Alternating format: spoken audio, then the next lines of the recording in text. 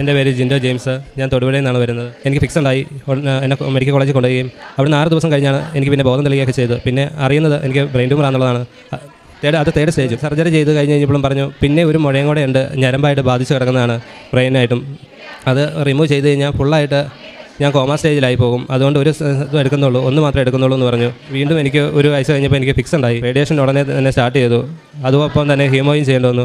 Radiation 10 എണ്ണവും ഹീമോതെറാപ്പി 20 എണ്ണവും ചെയ്തു. അതോടുകൂടി എൻ്റെ ഇയർ ബാലൻസും നഷ്ടപ്പെട്ടു. ഞാൻ 3 മാസം മുമ്പ് ഞാൻ ഉടമ്പടി എടുത്തു. 2 ദിവസം കഴിഞ്ഞപ്പോൾ വീണ്ടും ഫിക്സ് ഉണ്ടായി ഞാൻ വീണു. എനിക്ക് 2-3 തവണ ഫിക്സ് ഉണ്ടാകുന്നതാണ്. അത് ഒറ്റ തവണയിൽ ആ ഫിക്സ് മാറുകയും ചെയ്തു. ബ്രെയിൻ ട്യൂമറിൻ്റെ അത് പിന്നെ ഒരു ഗ്രോത്ത് ഉണ്ട്, അത് വീണ്ടും മാറണം എന്നായിരുന്നു എൻ്റെ അടുത്ത് പറഞ്ഞിരുന്നത്. അപ്പോൾ ഞാൻ പറഞ്ഞു, അപ്പോൾ ഡോക്ടർ എൻ്റെ അടുത്ത് പറഞ്ഞു പിന്നെ ഉടനെ റേഡിയേഷൻ സ്റ്റാർട്ട് ചെയ്യേണ്ടി വരും എന്ന് എൻ്റെ അടുത്ത് പറഞ്ഞായിരുന്നു. വീണ്ടും ഞാൻ ഹോസ്പിറ്റലിൽ ചെല്ലുവാണ് കഴിഞ്ഞ ദിവസം തന്നെ. ഹോസ്പിറ്റലിൽ ചെന്ന് കഴിഞ്ഞപ്പം എന്നോട് പറഞ്ഞു, നിൻ്റെ തലയിൽ ഇനി അങ്ങനെയുള്ള പ്രശ്നങ്ങളൊന്നുമില്ല, നീ ധൈര്യമായിട്ട് പൊക്കോ എന്ന് പറഞ്ഞു. കൃപാസന അമ്മയുടെ അനുഗ്രഹം കൊണ്ട് മാത്രമാണ് ഞാനിപ്പോൾ ഇവിടെ നിൽക്കുന്നത്.